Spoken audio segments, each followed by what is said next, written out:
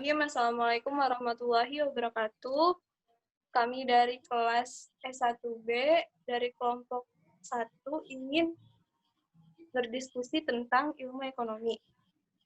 Nah, ilmu ekonomi itu sendiri adalah ilmu yang mempelajari perilaku manusia untuk mendapatkan dan mengelola sumber daya yang terbatas. Nah, dengan mempelajari ilmu ekonomi ini, kita bisa memprediksi tindakan manusia ke depannya yang kemudian bisa digunakan untuk perencanaan bisnis, penentuan harga, membuat kebijakan pemasaran, kebijakan sumber daya manusia, hingga membuat kebijakan untuk kesejahteraan masyarakat.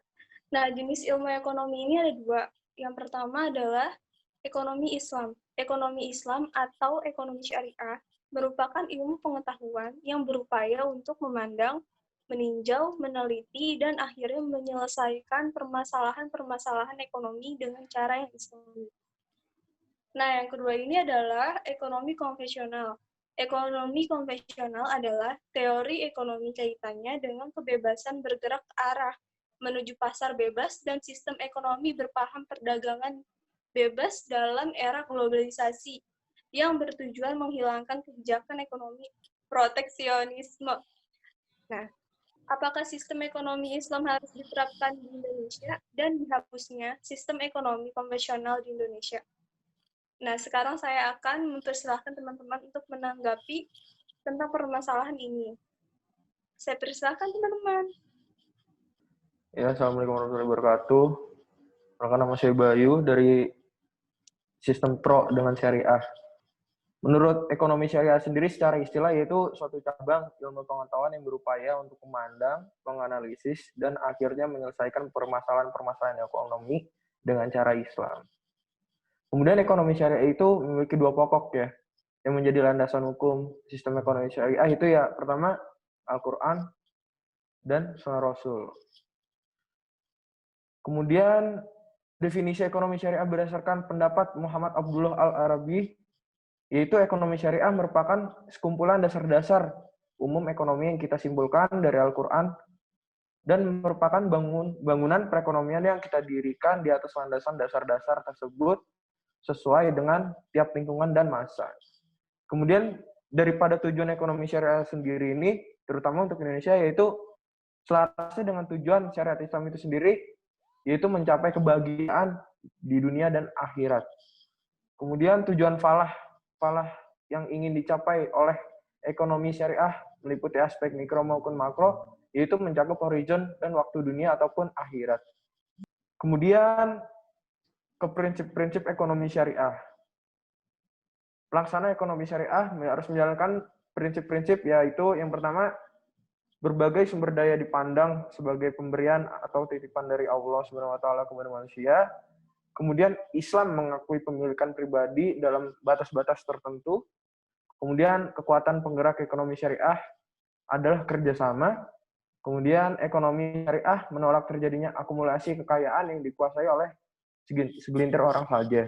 Kemudian ekonomi syariah menjamin pemilik masyarakat dan penggunaannya direncanakan untuk kepentingan banyak orang. Jadi bukan untuk kepentingan pribadi. Kemudian seorang muslim itu harus takut kepada Allah SWT dan hari penentuan di akhirat nanti. Jadi semua kegiatan yang ekonomi yang ada pada kehidupan kita nanti pada akhirnya akan dicatat juga sama malaikat di akhirat nanti. Kemudian zakat yang harus dibayarkan atas kekayaan yang telah memenuhi batas. Kemudian Islam sangat-sangat melarang riba dalam segala bentuk.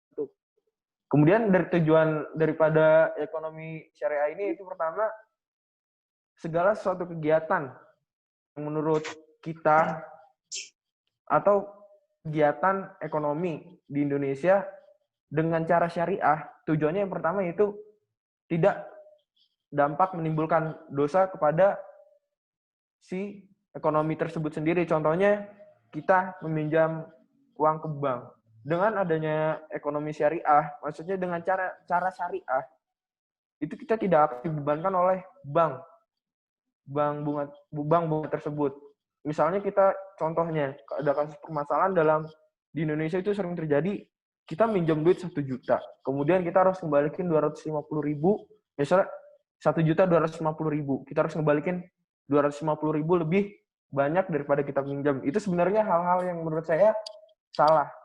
Karena kita meminjam itu pasti ada sebabnya. Yang pertama, kita lagi kondisi sulit, kemudian solusinya yaitu meminjam ke bank. Lah, kita kalau udah pertama minjem aja, kita dalam keadaan sulit, kemudian nanti kita ngebalikinnya dipersulit, itu sama aja kayak tindakan gimana ya? Ya dosa sebenarnya. Dari pihak banknya sendiri ya dosa, karena contohnya kayak memeras si minjam itu sendiri, karena dia pertama dibutuhkan uangnya itu, tapi dengan cara ngebalikinnya itu berlebihan, tidak sesuai dengan aturan-aturan yang di dalam Islam. Kemudian pertama kita ke manfaat ekonomi syariah ya. Kemanfaat ekonomi syariah itu yang pertama mewujudkan integritas seorang muslim yang kafah, sehingga Islamnya tidak lagi setengah-setengah. Apabila ditemukan umat muslim yang masih bergelut dan mengamalkan ekonomi konvensional, menunjukkan bahwa keislaman itu belum kafah. Kemudian mengamalkan ekonomi syariah melalui lembaga keuangan syariah berarti mendukung kemajuan lembaga ekonomi umat muslim. Itu yang saya jelaskan tadi, tidak menyusahkan orang ketika meminjam duit dan mengembalikannya itu juga tidak menyusahkan. Itu harus sepertinya di Indonesia sangat dibutuhkan, karena di Indonesia sendiri kan agama Islam itu paling dominan ya di Indonesia. Menurut saya itu harus diterapkan di Indonesia supaya Indonesia itu juga sendiri maju pertama dalam bidang pangannya, terus kemudian cash flow perputaran uang di Indonesia. Maksudnya tidak akan salah semua kegiatan ekonomi di Indonesia di mata Allah. Kalau menurut saya itu sih harus diterapkan di Indonesia, karena itu sangat penting, tidak menyusahkan.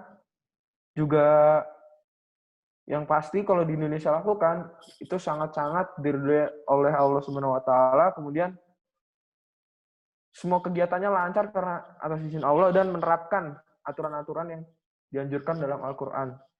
Ya contohnya dengan menggunakan ekonomi syariah. Terima kasih. Oke. Nah, bagaimana ini dengan Agung sendiri tentang permasalahan ekonomi syariah ini yang ada di Indonesia? Kalau menurut saya,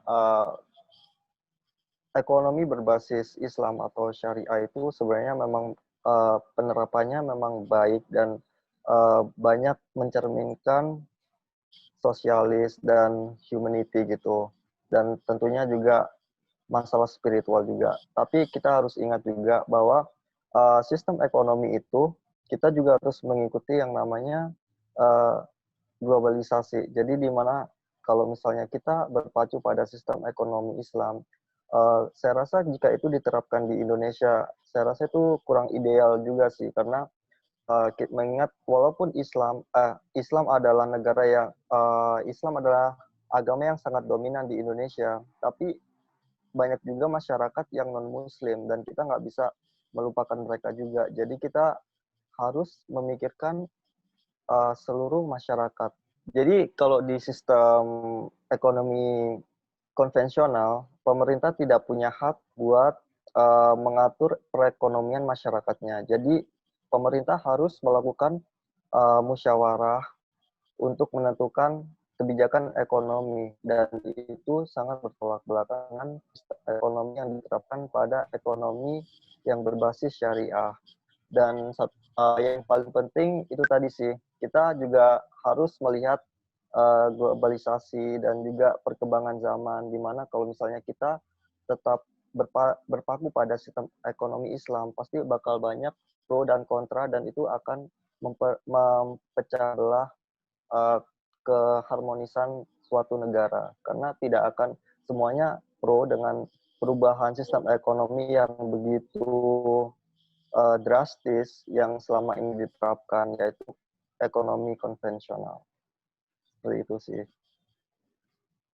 Nah, jadi kesimpulan dari diskusi ini adalah sekecil apapun perbuatan kita, bahwa kedua sistem ekonomi ini bertujuan untuk mensejahterakan masyarakat dengan cara yang berbeda-beda. Nah, secara Islami itu ada mengutamakan nilai-nilai rohani, dan kemanusiaannya.